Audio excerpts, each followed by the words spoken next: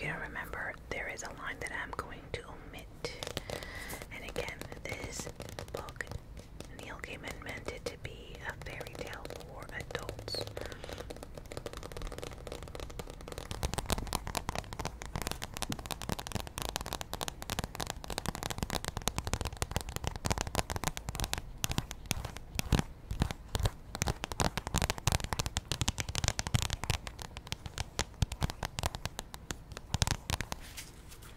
Actually, let me verify again because I think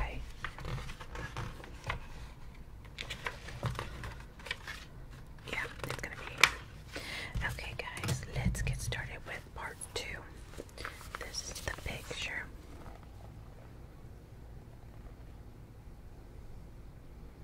Okay. It says the 3 women and their hall were in a black mirror. The 3 old women were the Lilim, the witch queen, all alone in the woods. The 3 women in the mirror were also the Lilim, but whether they were the successors to the old woman of their shadow selves, or whether only the peasant cottage in the woods was real, or if somewhere the Lilim also lived in a black hall with a fountain in the shape of a mermaid playing in the courtyard of stars.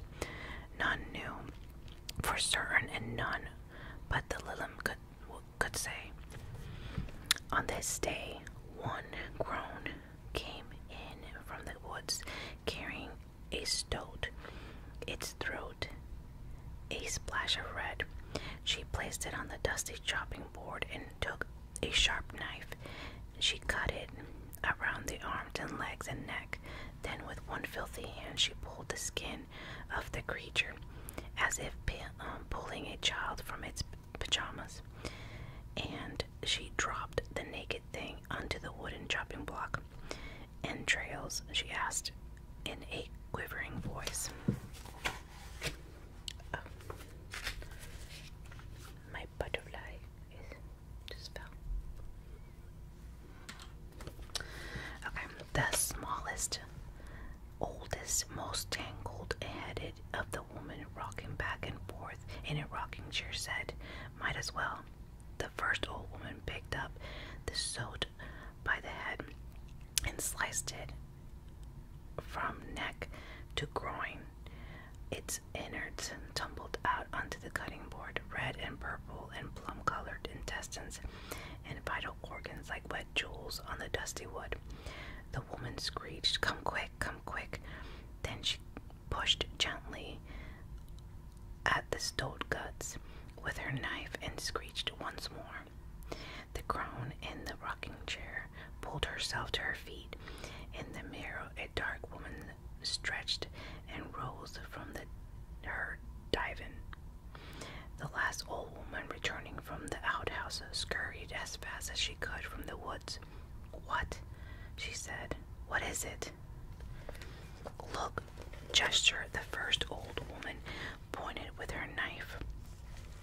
Their eyes were colored gray in extreme age. The oldest of them was half blind, and they squinted at the organs on the slab. "At last," said one of them, "and about time," said another. "Which of us, then, to find it?" asked the third. And the 3 women closed their eyes, and 3 old hands stabbed into the stoat guts on the board. An old hand opened. "I've a kidney. I've his liver." And the third opened and it belonged to the oldest of the Lilim. "I've his heart," she said triumphantly. This is not a pretty picture.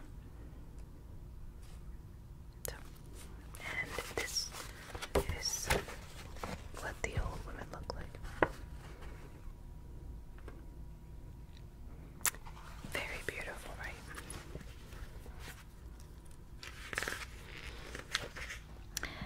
"How will you travel?"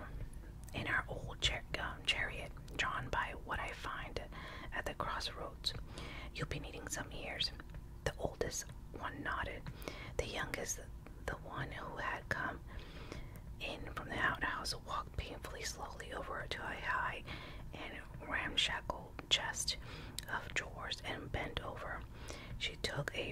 rusting iron box from the bottommost drawer and carried it over to her sister. It was tied around with 3 pieces of old string, each with a different knot tied in it. Each of the women unknotted her own piece of string. Then the one who had carried the box opened the lid. Something glittered golden in the bottom of the box. Not much is left, sighed the youngest of the Lillums, who was old when the wood they lived in was still beneath the sea. Then it's a good thing that I found a new one, isn't it?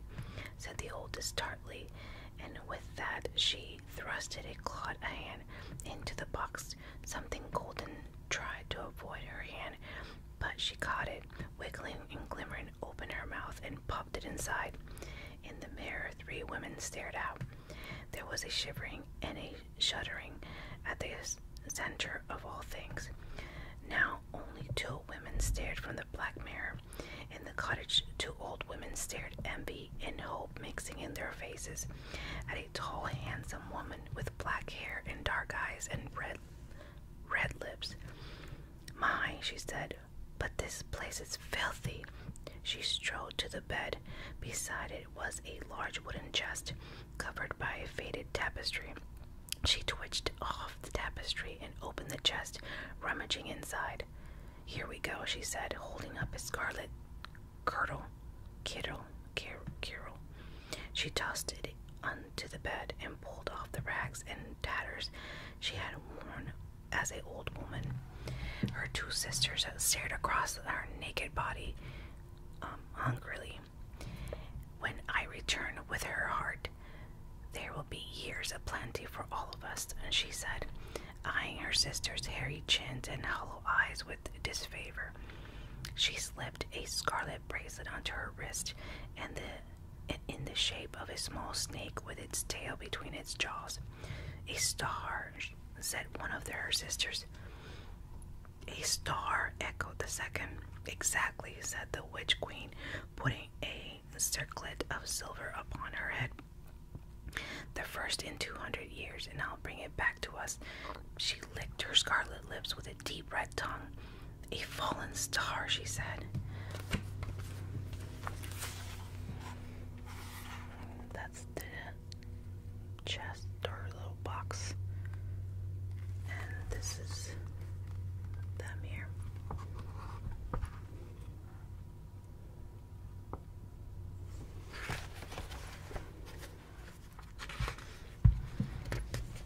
It was night in the glade by the pool, and the sky was bespered with stars beyond counting. Fireflies glittered in the leaves of the elm trees and in the ferns and in the hazel bushes, flickering on and off like the light of a strange and distant city. An otter splashed in the brook that fed the pool. A family of stoats wove and would their way to the water to drink. A field mouse found a fallen hazelnut and began to bite it into it. The hard shell of the nut with its sharp, ever-growing front teeth, not because he was hungry, but because he was a prince under an enchantment who could not regain his outer form until he chewed the nut of the wisdom. But his excitement made him careless, and only the shadow that blotted out of the moonlight warned him of a descent of a huge gray owl, who caught the mouse in the sharp talons and rose again into the night.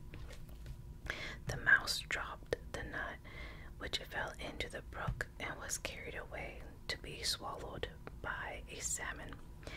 The owl swallowed the mouse in a couple of gulps, leaving just its tail trailing from her mouth, like a length of a bootlace. Something snuffled and grunted as it pushed through the thicket. A badger thought the owl, herself under a curse, and only able to resume her rightful shape if she consumed the mouse who had eaten the nut of wisdom, or perhaps a small bear. rustled, water railed, and then the glade became filled with light and pure white, which grew brighter and brighter.